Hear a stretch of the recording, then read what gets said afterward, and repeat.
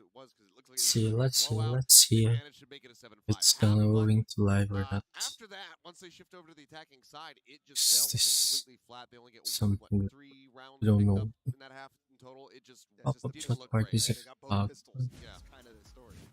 Yeah, I mean, it really was one-sided once we Great crossed over phone. for the likes of Optic. And I think the player that I was really impressed Are with we throughout this series streaming was or Victor. not? I think coming into this event, and particularly in the playoffs, people have been a bit doubting him, really heavily leaning towards Ye when you're No talking about the stories data. of this team. But he's been really, really good. And now on the other side, it was the Rays being shut down. This is one of those rounds where DRX on the attacking side Hindi just stream does siya not feel kaso like that coordinated DRX that we know and love. You see, Buzz is in on his own. He gets shut down, and it just gives ample opportunity for Ye to farm. Yeah, I think Buzz being on this role, being on the Rays, Seth, you mentioned it. He hadn't played it in such a long time. It was a huge detriment. I mean, there was so many moments where he missed the showstoppers, missed his satchels to get out of positions. It was kind of rough watching that, but he still kind of shows off in the firepower. But when you're playing that Rays, it's a different thing. You have to be creating that space. You have to be finding value out of your ult. I mean, clearly Buzz still a great aimer, still just incredible in that regard. But we can see the nade lineups, the showstopper, the movement on the satchels. It just was not there. I looked up the last time that he had played this was actually versus Cloud9 at Champs last year.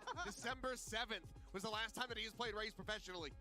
Yeah, it has been a while, but a guy who was looking comfortable and was looking great for DRX was Mako. This guy is looking like an absolute world-class controller. And again, when one of these kind of greatest controllers faces up against Marv, the other side is looking better. Thus far, this tournament for Marv has not been up to the insane standard that he set himself at the first 2 Masters tournaments this year, but it hasn't really seemed to be a detriment for Optic thus far at this tournament. He's been solid. He's still been that role player. We haven't seen the magic, but it didn't seem to matter in that match. Yeah, it's really nice to see, I mean, Mako come out on that map and look really good. I think that's going to be a bright spot for them going forward and has to continue because DRX and Mako versus Marv, it's been a theme for a long time, even back to Reykjavik, about who's the best controller, and Mako